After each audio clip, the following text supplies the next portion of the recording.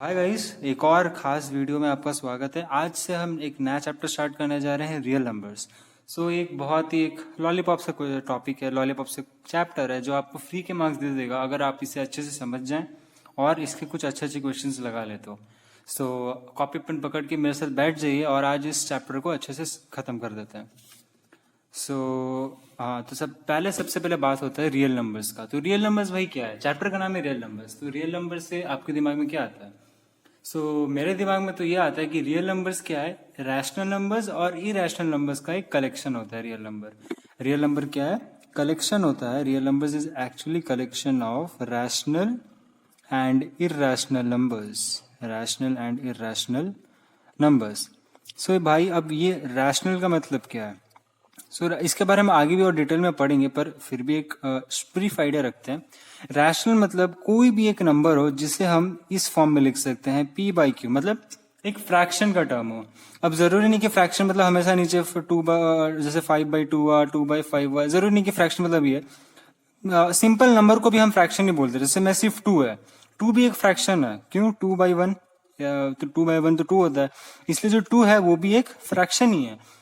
भाई, कोई भी फ्रैक्शन ले लो, कोई भी नंबर ले लो, बस इसमें एक्सेप्शन क्या, जो क्यू है वो इक्वल्स टू 0 नहीं होना चाहिए, वरना ये क्या हो जाएगा? अनडिफाइंड हो जाता है। हम लोग कोई भी नंबर के नीचे जो 0 लगता है वो उसका वैल्यू क्या है, हम किसी को कुछ नहीं पता कि इसके हम क्या लिखें। ये नॉट डिफाइंड वैल्यू होता है। इन्फिनिटी मत बोल देना, इन्फिनिटी नहीं होता, नॉट डिफाइंड होता है। इन्फिनिटी होता है पर वो लिमिट्स में। क्लास 12th में आप पढ़ेंगे कि उसका मतलब क्या है, पर यहाँ तक आपको बस इतना जानना है कि क्यू इक्वल्स टू 0 हुआ तो वो नॉट डिफाइंड वैल्यू होता है। और ये तो आपको पता होगा, 0/2 अगर इसी चीज को उल्टा लिख दूं तो वो इक्वल्स टू 0 हो जाता है। तो रैशनल नंबर्स तो ये हो गया जो सिंपल फ्रैक्शन रहेगा और क्यू नॉट इक्वल्स टू 0 रहेगा।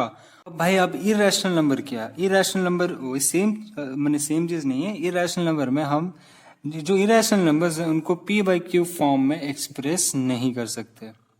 इस फॉर्म में हम लोग उसको एक्सप्रेस नहीं कर सकते। इसके एग्जाम्पल्स जैसे √2, √5 या फिर 0.01, 011, 0111, इस टाइप के जो नंबर्स है, जो मतलब वो एंडिंग नहीं है उन लोगों का चलता रहता है, पॉइंट डेसिमल के बाद चलता रहता है। फॉर एग्जाम्पल, एक और बहुत फेमस एग्जाम्पल है पाई। पाई का वैल्यू आपको पता 3.14, ऐसे चलता रहता है, ऐसे करके चलता रहता है आगे तक। ये जो चीज है ना, ये इरेशनल नंबर्स होते हैं। तो ये एक बेसिक रियल नंबर्स का आइडिया। रियल नंबर्स होते हैं क्या? हमें रैशनल इरेशनल आगे भी पढ़ना है, तो मैं बस एक बेसिक सा अभी आइडिया देके इसको स्किप करता हूँ। आगे इसको अच्छे से पढ़ेंगे अलग से लेक्चर में। अभी जो सबसे इंपॉर्टेंट बात है, जो इस वीडियो का मेन मुद्दा है, वो है यूक्लिड्स डिवीजन लेमा। भाई, अब यहाँ पे यूक्लिड बाबा ने एक स्टेटमेंट दिया हमें।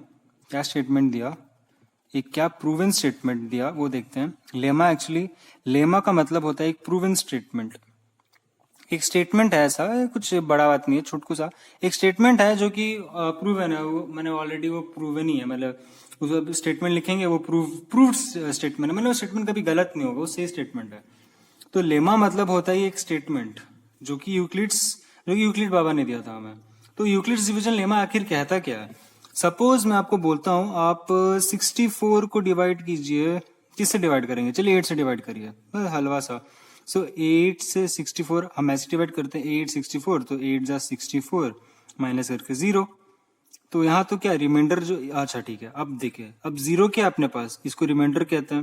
ये आपको पता होगा, बेसिक बात है, पर फिर भी एक बार बता देता हूँ। ये रिमाइंडर, इसे हम कहते हैं क्वोशेंट। इसे क्या कहते हैं? क्वोशेंट। और इसे क्या कहते हैं? इसे कहते हैं डिवाइजर।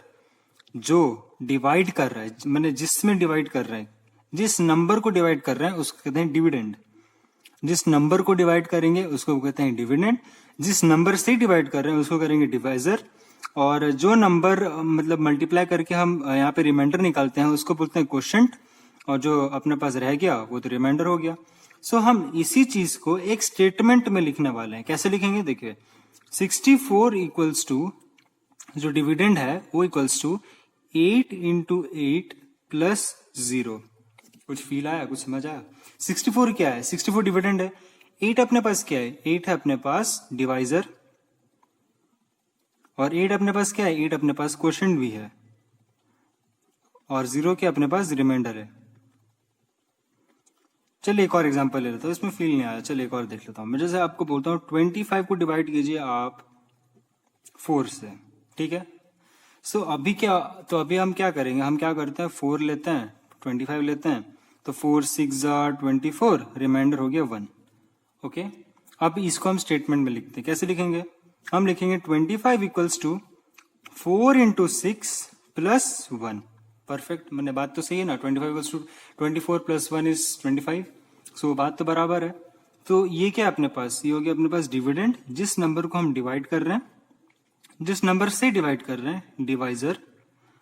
ये है अपने पास क्वोशेंट, और ये अपने पास हो गया रिमाइंडर। सो यही तो है यूक्लिड बाबा का स्टेटमेंट, यही है और कुछ नहीं। बहुत ही सिंपल सा, एकदम इजी सा, आसान सा, कुछ कंफ्यूज होने वाली भी बात नहीं है। हम जो चीज को डिवाइड करते थे, उन्होंने क्या किया, बस उसको एक स्टेटमेंट का रूप दे दिया। बस यही है यूक्लिड्स डिवीजन लेमा, और कुछ नहीं है। एज सिंपल एज दैट, कुछ नहीं है, बहुत ही आसान है।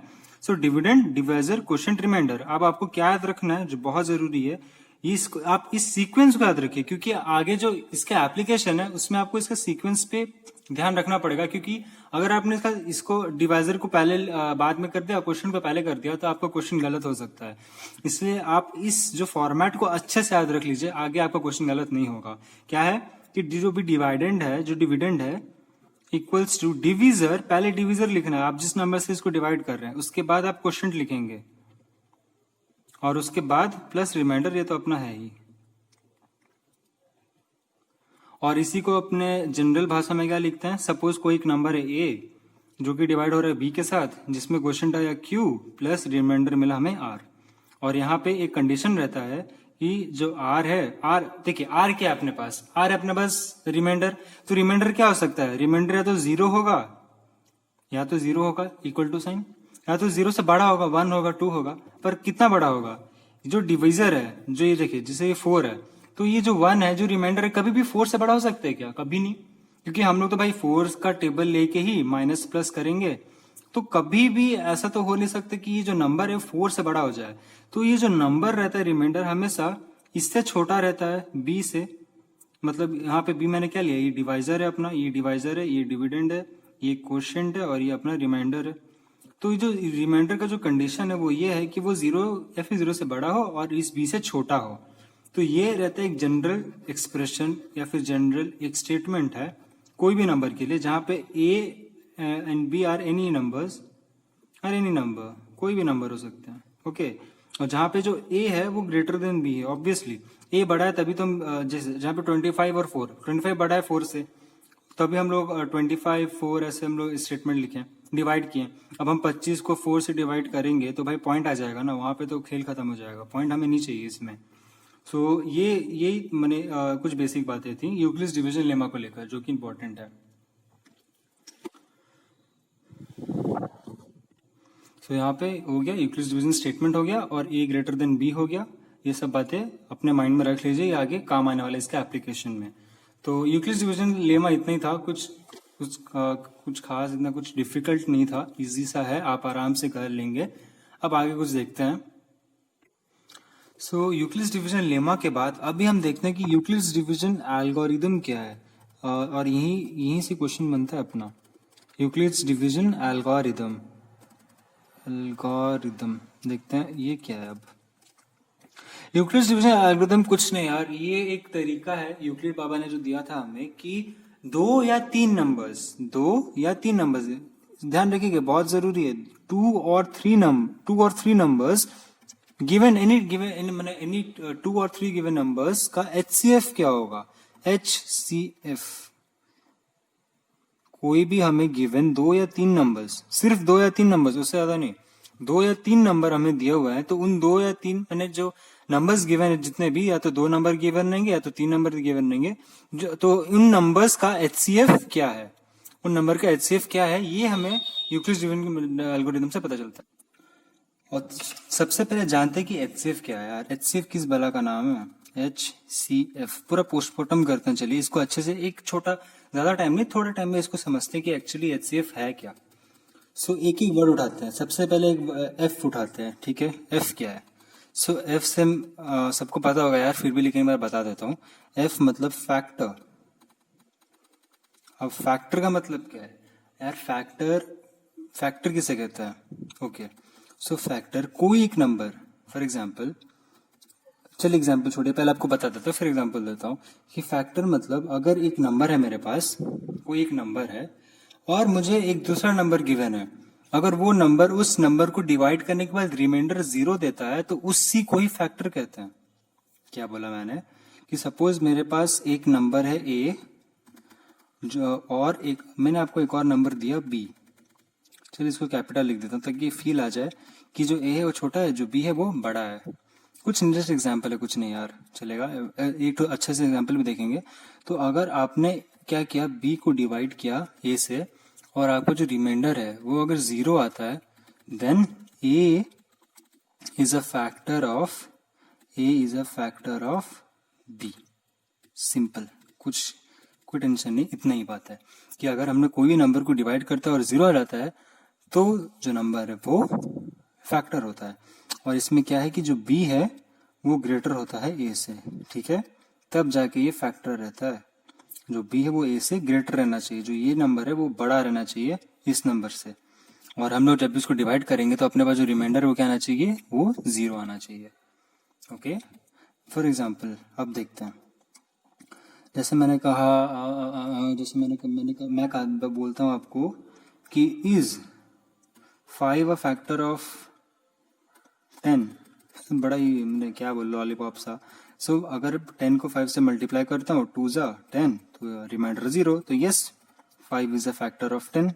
सिमिलरली अगर मैंने इन दोनों को इंटरचेंज कर दूं, 2 यहाँ लिख दूं और यहाँ से 5 से कर दूंगा अगर मैं, तो क्या हो जाएगा, 2 5 10 0, तो then 2 is also a factor of 10।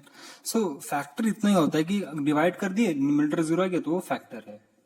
Okay, factor ही हो गया। अब दूसरे वर्ड को देखते हैं, कॉमन। अब कॉमन, यार कॉमन तो भाई अंग्रेजी शब्द है अपना। अब अंग्रेजी में क्या बोलते हैं कॉमन? कॉमन मतलब जो सब में हो, मतलब मेरे पास जैसे अभी कहा कि यूक्लिड डिवीजन एल्गोरिथम में 2 या 3 नंबर का एचसीएफ निकालता है, तो ये 2 या 3 माने इन जो नंबर्स गिवन रहेंगे इनमें से जो फैक्टर कॉमन रहेंगे, सेम रहेंगे, उन्हीं फैक्टर्स को हमें लेना है। ठीक है, हमें सेकंड में पहले क्या करना है, पहले फैक्टर निकालना है नंबर का, क्या क्या फैक्टर्स हैं। सेकंड में क्या करना है, कौन कौन से कॉमन फैक्टर्स हैं उनको निकालना है जो जो सेम है। अब थर्ड वर्ड क्या है, हाईएस्ट। अब हाईएस्ट मतलब क्या हो गया, जो सबसे बड़ा है, तो हाईएस्ट मतलब जो सबसे बड़ा है, जो सबसे बड़ा नंबर हो गया वो हो गया अपने पास highest. So highest common factor, 3 number में से ऐसा फैक्टर जो तीनों में हो और जो सबसे बड़ा हो वही एचसीएफ होता है। अब एक अच्छा सा एग्जांपल देखते हैं तब मस्त फील आ जाएगा। सो मैं आपको ऐसे एक छोटा सा एग्जांपल देता हूँ, जैसे 10 20 और 30। सो इन 3 नंबर्स का मुझे बताना कि एचसीएफ क्या है। तो भाई अपने पास 10 20 30 का एचसीएफ पूछा है। सो अपना 10 का क्या क्या फैक्टर्स है, 10 किसी किसी डिवाइड होता है, सबसे छोटा नंबर 1, वेरी इंपॉर्टेंट, 1 तो भाई सबका फैक्टर है, सबसे प्यारा नंबर है 1, फिर 2 से होता है, फिर 5 से होता है, 6 7 8 से तो होता नहीं, बचा 10। सो ये है फैक्टर, 10 के फैक्टर्स है। 2 किसी किसी होता है, 1 से होता है, 2 से होता है, 5 से होता है, 4 से भी होता है, 6 7 नहीं से होती, 8 9 10, उसके बाद डायरेक्ट 20 अपना बस। फिर 30 1 से, 2 से, 3 से, 4 से तो नहीं होगा, 5 से होगा, 6 से होगा, 7 8 9 से नहीं होगा, 10 से होगा, फिर इसके बाद डायरेक्ट 30। ओके, तो ये फैक्टर्स हो गए इन तीनों नंबर्स के। अब देखते हैं कॉमन क्या क्या है। कॉमन क्या क्या है, इसमें 2 है 2 है 2 है तो 2 कॉमन हो गया। इसमें 5 है, 1 तो भाई है ही, 5 5 5 5 हो गया। 10, इसमें भी 10 है, मैं भूल गया सॉरी, 10 2 20 होता है, 10 10 10 3 30, तो ये 10। सो ये हो गया अपने पास कॉमन फैक्टर्स। अब लास्ट वर्ड क्या बचा, हाईएस्ट। तो हाईएस्ट क्या है तीनों में, हाईएस्ट है 10। सो अपना जो एचसीएफ है 10 20 30 का वो है 10, हाईएस्ट कॉमन फैक्टर। हो गया, यहाँ तक तो क्लियर है। अब हम इसका डायरेक्ट यूक्लिड डिवीजन एल्गोरिथम का क्वेश्चन देखेंगे और उसको कैसे प्रोसेस, एक स्टेप है यार, आपको हर क्वेश्चन में वो स्टेप फॉलो करना है, वही स्टेप लगाना है, कोई चेंजेस नहीं रहेगा स्टेप्स में, वही स्टेप्स आपको हर जगह अप्लाई करना है और आंसर निकालना है। वो क्या है मैं आपको बताता हूँ अभी। मेरे पास एक क्वेश्चन है जिसमें लिखा हुआ है फाइंड द एचसीएफ ऑफ 916 3432। तो इसको हम यूक्लिड्स डिवीजन एल्गोरिथम से करेंगे। और आपको एग्जाम में भी जो जो प्रोसेस में भी फॉलो करने वाला हूँ, आपको भी वही प्रोसेस फॉलो करना है। कुछ नहीं यार, बहुत सिंपल है, अच्छे से करेंगे इसको, ठीक है। तो सबसे पहले क्या दिया हुआ है, पहले मुझे दोनों नंबर्स को देखना है और डिटरमाइन करना है सबसे पहले कि दोनों में बड़ा कौन सा है। 960 इज ग्रेटर देन 432। तो सबसे पहले आप ये कर लीजिए, 432 को डिवाइड कर दीजिए 960 को डिवाइड कर दीजिए 432 से। अगर मैं 2 जा करूं तो 4 6 864 हो रहा है। और 3 करने से तो 12 हो जाएगा, पार हो जाएगा, तो 2 लेते हैं 864। 864 कितना हो जाएगा, ये हो जाएगा अपने पास 96। रिमाइंडर आएगा 96। इसके आगे तो हम नहीं कर सकते, पॉइंट आ जाएगा, पॉइंट नहीं चाहिए। अब क्या होगा, अब हम इसका यूक्लिड्स डिवीजन लेमा लिखेंगे, ठीक है। ईडीएल लिखते हैं, इस प्रोसेस के लिए ईडीएल लिखते हैं। अब आप इसको खुद भी कर सकते हैं, एक बार आप जरूर आपने वीडियो को पॉज करके ट्राई कीजिएगा जरूर, उसके बाद आप प्ले करिएगा। ईडीएल लिखें अगर इसका, तो 960 इक्वल्स टू 432 इंटू 2 प्लस 96। ये अच्छा से ध्यान रखना कि ये जो है अपना डिवाइजर होगा, मैं बार बार बोल रहा हूँ क्योंकि बहुत जरूरी है, और ये अपना रिमाइंडर होगा। आप इसको गलती से भी 2 इंटू 432 मत लिखना, कंफ्यूजन होगा और एग्जाम में गलत भी हो सकता है। पहले डिवाइजर, रिमाइंडर और यहाँ पे क्वोशिएंट, इसको अच्छे से माइंड में भर लो। हो गया, इतना हो गया, ये ईडीएल है, मेरा हैंडराइटिंग ऐसा ही है। ओके, अब रिमाइंडर तो जीरो आया नहीं भाई, रिमाइंडर हमें इक्वल्स टू 0 चाहिए, तब तक बढ़ते जाना है। चलो, पहला बात तो हो गया, आपको नहीं ये लिख दिया। सेकंड, आपको क्या नोटिस करना है कि भाई रिमाइंडर, ये जो रिमाइंडर है ना, ये रिमाइंडर 0 होना चाहिए। अगर रिमाइंडर 0 नहीं है तो अपने आपको जो प्रोसेस है इसको चालू करते जाना है। कैसे चालू करना है, अगर रिमाइंडर 0 नहीं आया, अगर रिमाइंडर 0 आता तो आपका पता है एचसीएफ क्या होता, ये जो डिवाइजर है ना, यही आपका हो जाता एचसीएफ अगर रिमाइंडर 0 होता। पर अभी तो नहीं है, रिमाइंडर 0 नहीं है, तो अभी क्या करना है आपको, डिवाइजर, सेकंड स्टेप, डिवाइजर और रिमाइंडर को उठाना है। डिवाइजर और रिमाइंडर को उठाइए और सेम प्रोसेस कीजिए जो मैंने यहाँ किया। अब देखिए, अब डिवाइजर है 432, रिमाइंडर है 96, बड़ा ऑब्वियसली डिवाइजर रहेगा, तो अभी 96 को डिवाइड करेंगे हम 432 के साथ। सिंपल है, अभी तक कोई दिक्कत नहीं होना चाहिए, मैं फिर से बता दूंगा। तो ये 4 से कितना हो जाएगा, 384, माइनस करेंगे तो बच जाएगा 48। ओके, 48, हाँ ठीक है। ये जो चीज है, अब इसका ईडीएल लिखिए, यूक्लिड्स डिवीजन लेमा। कुछ नहीं है यार, 432 इक्वल्स टू 96 इंटू 4 प्लस 48। कोई दिक्कत वाली बात, अभी भी देखिए रिमाइंडर 0 नहीं हुआ। अब क्या करें, अभी फिर से लगाते हैं, फिर से 96 एंड 48 उठाया हमने। क्यों उठाया, डिविजर और रिमाइंडर को उठाते हैं, अगर रिमाइंडर 0 नहीं हुआ तो। अभी इन दोनों में बड़ा कौन सा है, 96 बड़ा है, तो अभी 48 और 96 लेंगे। 2 से 16, अरे वाह, 2 में तो 96 होके माइनस 0, रिमाइंडर आ गया। चलो भाई बताइए, रिमाइंडर 0 आ चुका है। अभी हम फाइनल ईडीएल स्टेप लिखेंगे, जो कि अपना 96 इक्वल्स टू 48 इंटू 2 प्लस 0। अब भाई रिमाइंडर 0 आ गया, तो बस एचसीएफ इक्वल्स टू जो डिवाइजर है जो कि 48, therefore 48 is the HCF of 960 and 432। Okay, समझ में आ गया, बस इतनी सी बात थी। सबसे पहला ये अपना थर्ड स्टेप यही है कि भाई जो रिमाइंडर 0 आ गया, खत्म, अपने को डिवाइजर देखना है। सबसे इंपॉर्टेंट बात यही है भाई, डिवाइजर और रिमाइंडर। हर आपको ईडीएल स्टेटमेंट में डिवाइजर देखना है, रिमाइंडर देखना है, डिवाइजर देखना है, रिमाइंडर देखना है। रिमाइंडर 0 भाई रुक जाओ, रिमाइंडर 0 भाई खत्म, उसके आगे कुछ नहीं करना है। रिमाइंडर 0 के बस फिर उसके बाद डिविजर देख लो भाई, जो डिविजर आया, जो डिविजर होगा वही होगा एचसीएफ, खत्म बात, इतनी सी बात थी। हो गया। सबसे पहले 2 नंबर दिए हुए हैं, 2 नंबर में जो सबसे बड़ा नंबर है उसको उठाया, उसको किया डिवाइड छोटे नंबर से, डिवाइड करने के बाद उसका ईडीएल लिख दिया, सिंपल सा, divisor quotient remainder, divisor quotient remainder. उसके बाद रिमाइंडर आ गया, अगर 0 नहीं हुआ, कुछ नंबर आ गया, तो फिर से रिमाइंडर और डिविजर उठाया, रिमाइंडर डिविजर उठाया।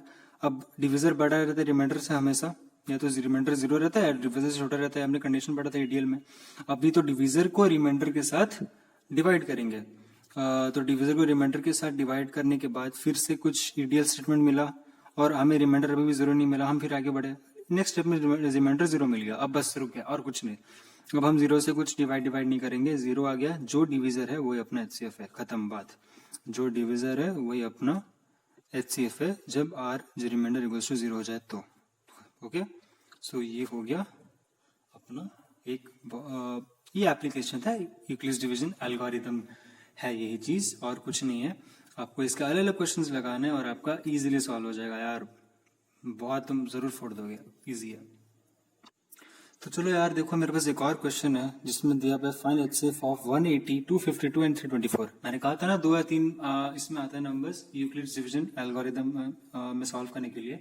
तो हमने 2 नंबर्स का तो सॉल्व कर लिया, आप देखा ही होगा हमने ये 2 नंबर्स का किया था। अभी ये 3 नंबर्स का सॉल्व करना है हमें, इन तीनों नंबर का HCF निकालना है। और देखो भाई ये 3 साल में रिपीट हो चुका है, बोर्ड का क्वेश्चन है ये। सो इसको अच्छा से एक बार तुम खुद से वीडियो को पॉज करो, ट्राई करो, कुछ टाइम लगाओ, कुछ बुद्धि खटाओ अपना, उसके बाद फिर वीडियो को प्ले करना और देखना इसका सॉल्यूशन।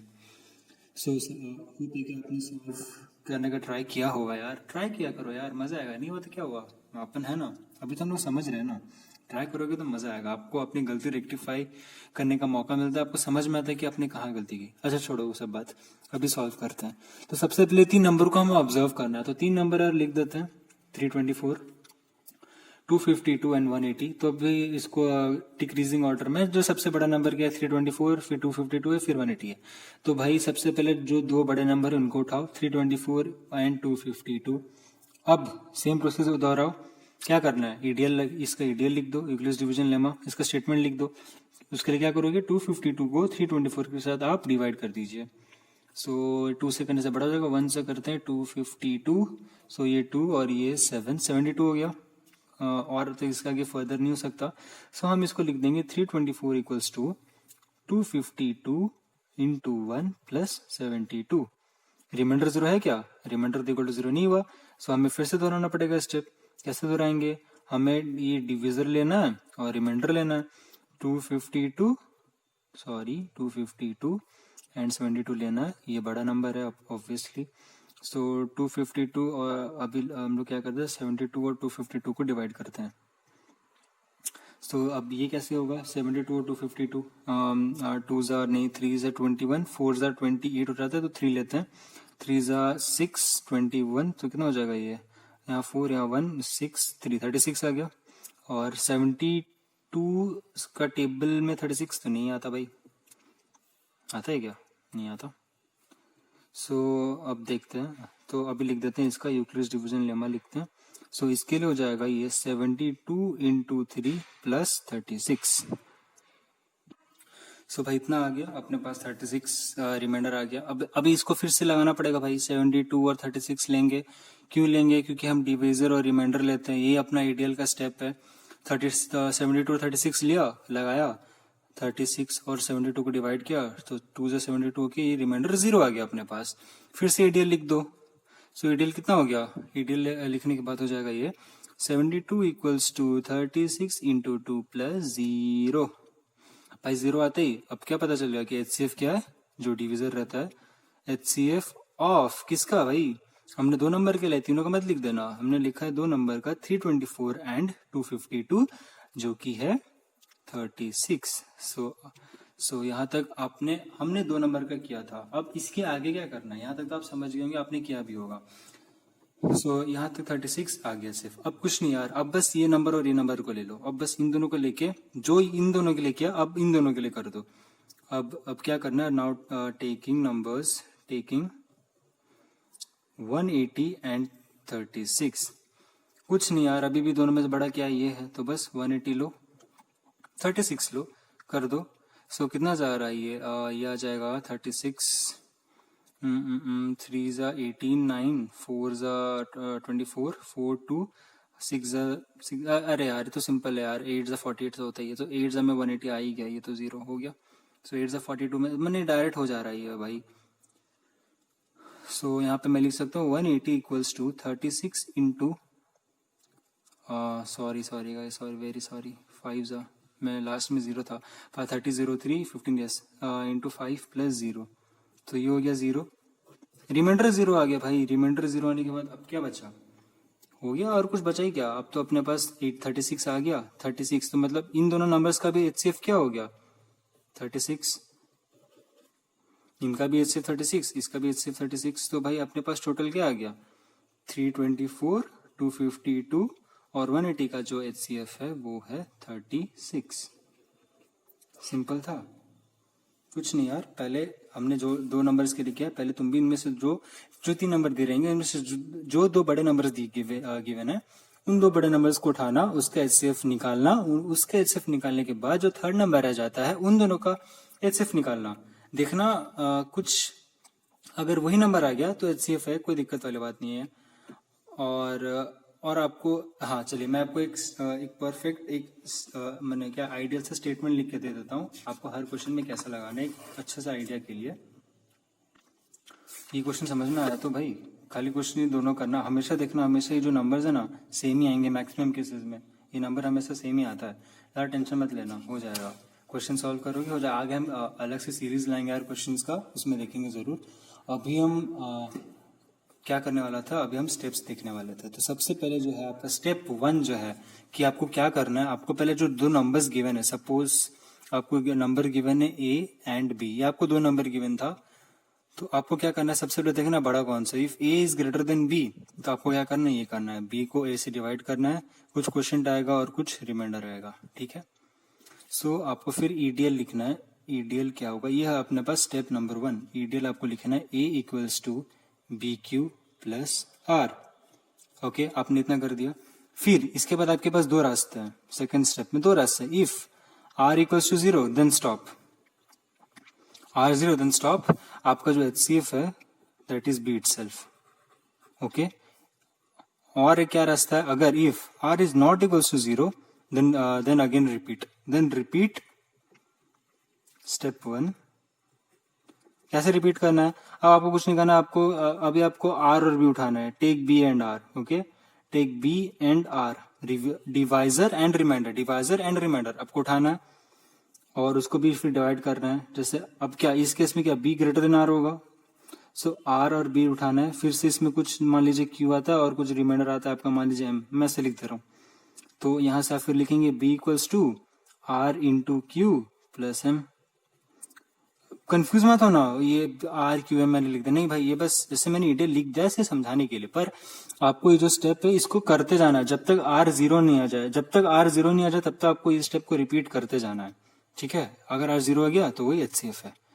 तो यही स्टेप्स था अपना EDL का। सो यूक्लिड्स डिवीजन एल्गोरिथम खत्म हो चुका है यार। हमने HCF देखा, यूक्लिड्स डिवीजन लेमा देखा, यूक्लिड्स डिवीजन एल्गोरिथम देखा। आपको मैंने हर चीज समझा दिया अच्छे से। अब आपको क्या करना है, कुछ कुछ क्वेश्चंस लगा लीजिए अपने एनसीईआरटी का। हम भी अपना एक अलग से सीरीज लाएंगे बाद में जिसमें सारा प्रीवियस ईयर और एनसीईआरटी एग्जाम्पल के क्वेश्चंस करेंगे। और तब तक के लिए पढ़ाई करते रहिए। All the very best.